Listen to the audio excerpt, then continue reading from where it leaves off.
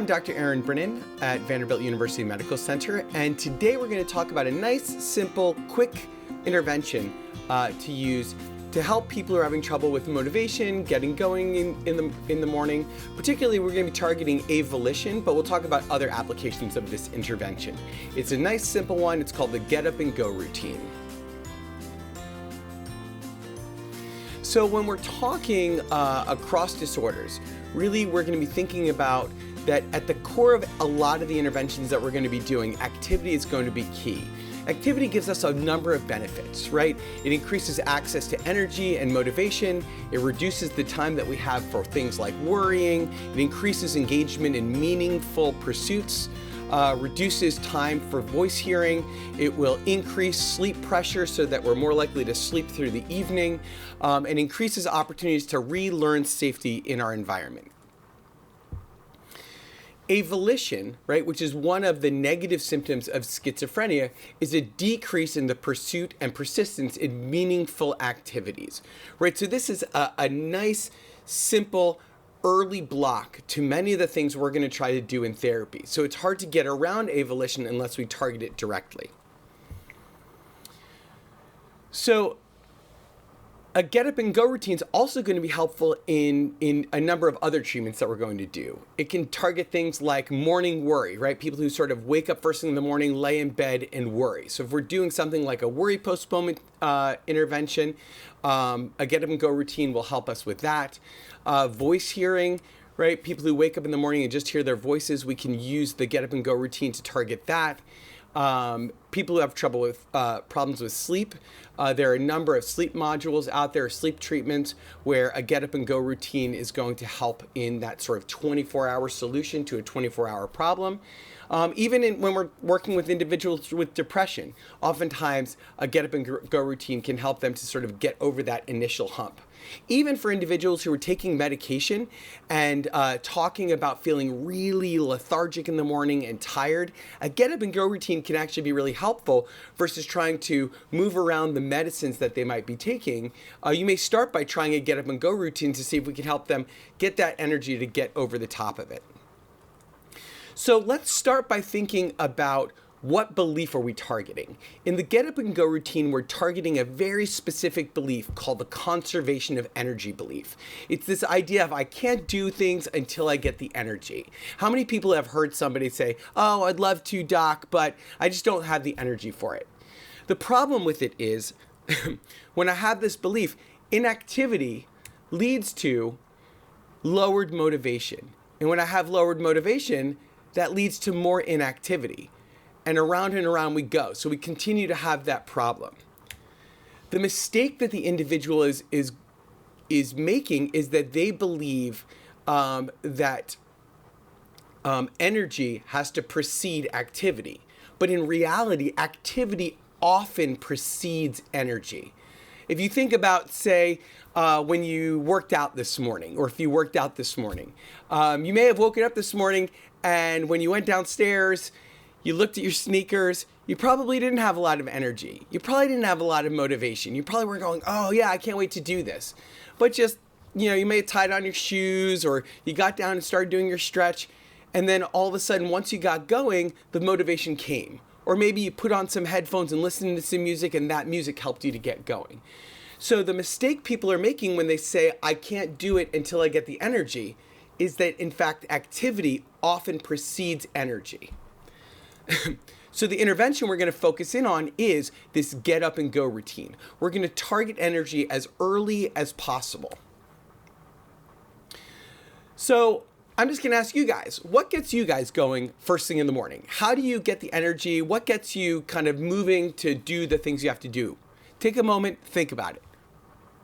Okay, so here are the things that get me going, right? So coffee, having a nice thing of fresh berries or some cottage cheese, getting to spend some time with my dog, right? Bonnie and I might kind of sit and cuddle and spend some time together.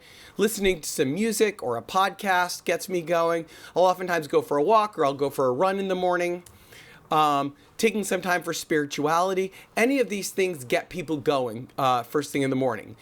Even having some time with your kids before your day gets off, right? That silly little time to spend and just say good morning. What prescription do we give to our patients first thing in the morning? Think about the things that people tell individuals to do first thing in the morning. Like when they're coming out of the hospital, what are they prescribed to do? It's usually things like attend to your ADLs, take your medications, clean your room, attend your group, eat your breakfast, make sure you attend to your hygiene. Think about the 2 morning routines that we just described. Choose which one of those morning routines, if you followed, would really get your energy going. Which one of those would be like a triple espresso first thing in the morning to get you energized and going, right? The one where it's coffee, fresh berries, playing with the dog, listening to some music, going for a walk? Or all the ones around ADLs, medications, cleaning your room? Which of those sounds exciting to you? Gets you kind of like ready to go for the day? Right, the one with coffee, berries, dog, all of those things. Further, what do you think the impact is on the individuals that we serve? When you wake up in the morning and people are saying, attend to your ADLs, which are activities of daily living, but really that's not what they're talking about. They're talking about brush your teeth and take a shower. Take your medications. Make sure you clean your room. Attend that group, right? Focus on your hygiene. It activates a set of beliefs for individuals. Ideas like, I'm a patient, I'm sick, I'm incapable. It might have the idea of the future is going to be full of illness, or the future is just about me attending treatment. Others are controlling. What effect, when I tell myself that, or I see the world through that lens, what effect does that have on me? Activating those beliefs makes accessing motivation so much harder. The hill that you're trying to get over in order to get pumped for the day is that much harder to get over.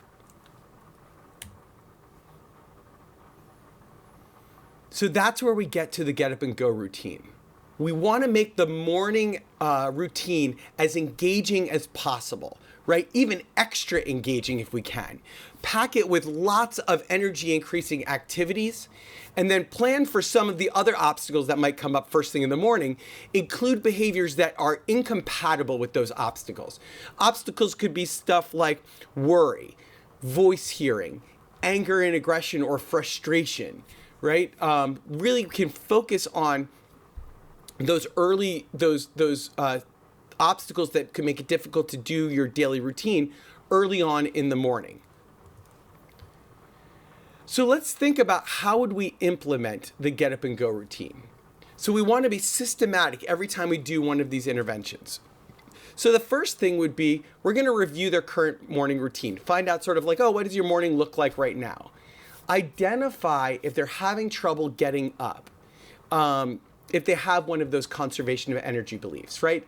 And then we're going to identify a time when they've had the experience where they had to get up and do something even though they didn't have the energy. And then propose that if they could get moving earlier, it would make it easier to get that activity on a roll, almost like a runaway train. But when you lay around, getting going gets a little bit harder. Then we're going to generate that routine and plan for using it during the week, testing it out like an experiment. The best thing to do is to try some of those activities right there in the session. So this is what it might look like if I was going to do that with an individual. Hey, how's it going today? So I remember earlier on in the session, you had said that it was tough getting going in the morning, right? Like a lot of times, like you don't get going till noon or 1 in the afternoon, right? Is that about right? How many days is that happening? Oh, that's like an everyday type thing. Well, okay. It sounds like you're feeling like that's not super helpful. Is that right? Okay. So when you're laying in bed, right? So you said your eyes open up at about 8 a.m. and you're laying in bed. When you're laying there and you're thinking, I should be getting up, what goes through your mind? Oh, right. So just sort of like, listen, I just don't have the energy yet. I can't get going until I get the energy. Okay. What do you notice, right? Do you find that as long as you wait, does the energy ever come? Oh, it gets harder to get going. Okay. So it's almost like the bed acts like an energy vampire, right? Just sort of like drains all the energy out of you. Okay, that sounds like a bummer. Has there ever been a day like in the last month where you like had to get up, like mom needed something, or you had a doctor's appointment? Oh, okay. Like today. Like I know I moved the appointment. Okay. So what happened? When you got up, were you like, oh yes, I get to see Aaron today. Let's get going. No. Okay. Ouch. Okay. So when you got what happened? Okay, so you got out of bed, you grabbed some coffee, and then you just went to your car and got going. Okay. Once you started driving and you just turned on the radio and you had your coffee, you seem pretty awake right now. Okay. So it seems like once you get going, the energy sort of comes with you. But when you lay around, it gets harder and harder and harder to get going. Have I got that right? What if you could get the energy going first thing in the morning, right? What if instead of accidentally, right, the coffee, music, driving to see me, what if we planned that? Could we try that out? Okay. So it looks like coffee, right? Fair point. That's a good way to get going in the morning. What else? Oh. Okay, yeah, you're right. The music seemed to help you get going. What about getting like some fresh air in the morning? Does that ever make you feel better? Okay, yeah, so like just kind of going out for a walk. Can we try that this week? I'm going to like write all that down. And what if you sort of woke up, got your music going, get your AirPods on, right? So that way those things that bother you, they can't really get in the way. And then make your coffee, and then what if you just sit out on your porch and sort of breathe in and sort of like let the sun kind of come over your head, over your face. How does that sound? Cool. And listen, this is our first shot at it. We can add stuff in. If stuff works, great. If it doesn't work, great. We'll remove it. How does that sound? What do you think the chances are that you'll be able to do that? Well, that's a pretty high rate. Where are you going to keep this card to remind you to do it? Perfect. I love where you put it. Right next to your bed. Sounds good. So there's just sort of a nice, simple way of kind of moving through. Doesn't take long to do that intervention, right? It moves pretty quickly. As you go forward, as an individual comes into the next session, we're going to continue to adjust the plan, right? We may add things in. Let's say somebody wakes up and they find that they're really worrying. You might use a worry postponement technique. If they're hearing their voices, you might get the music going first thing in the morning. You might teach them look, point, name. Let them try that out first thing in the morning. So we're just going to continue to adjust the plan. If something isn't really effective, remove it. Add something else in, try stuff in session. The next part, though, is we really want to help them draw those conclusions along the way. Conclusions like, once I get going, the energy will follow me. Just get the ball rolling down the hill, right? The more I do, the better I feel. We can also start thinking about problem solving, right? Because every intervention, it sounds really simple when you kind of watch it right now. But when we go in there, little things come up. So there's problems like people not remembering to do it. That's a nice simple one.